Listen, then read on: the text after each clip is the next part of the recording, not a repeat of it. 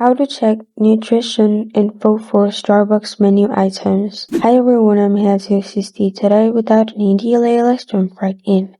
First, open Starbucks on your device.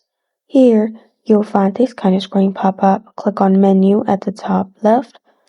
You'll find all the menu items. Simply select the one of which you want to see nutrition of.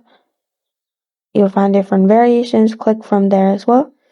Then, if you scroll down, you'll find full nutrition and ingredients list. Click on it. And here, if you scroll down, you'll find all the ingredients. It's nutrition on the right side. And if allergens are included, you'll find at the bottom. And this is how to check nutrition info for Starbucks menu items.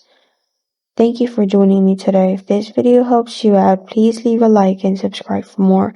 Got a question or want to suggest a topic? Comment below. Thank you for watching.